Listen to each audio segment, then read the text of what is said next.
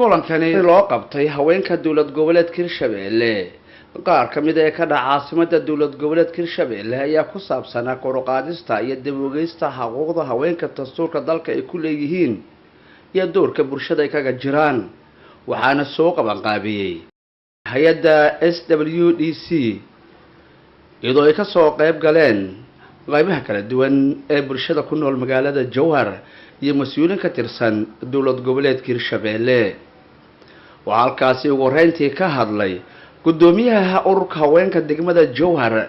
Madyan Xaji iyo sidoo kale gudoomiyaha degmada Jowhar Ismaan Maxamed Muqtaar Ismaan Baari waxayna si aad u hadleen haweenka doorka ay bulshada ku dhexleeyihiin dastuur waa dagsan yahay oo la dajiyay kutubka quraanka waa ilaahay noo dajiyay وهيسنا دستور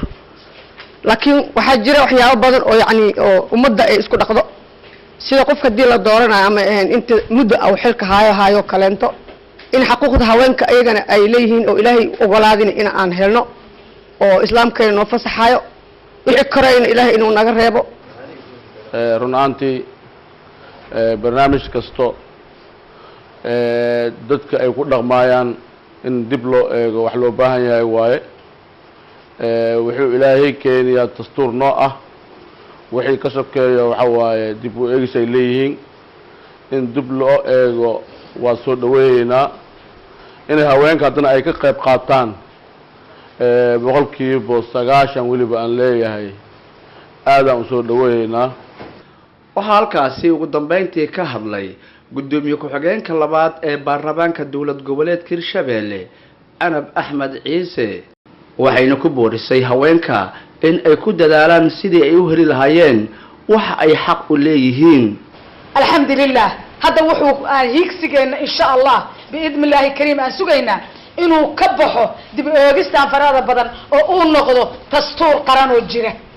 waxa la rabaa marka in aan u istaagno gabdhaha yar yar ka quruxda badan oo iga soo horjeedo ina ogaataan waa maxay boqolkiiba 30 baarlamaanka kaliya maaha boqolkiiba 30 shaqaalaha kaliya maaha boqolkiiba 30 waa inay ciidamada galaan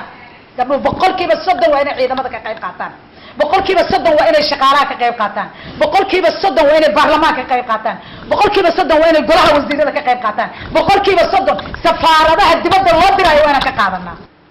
Abubakar Maxamed Bacadle warbaahinta qaranka Soomaaliyeed caasimada dawlad goboleedka Hirshabelle magaalada Jowhar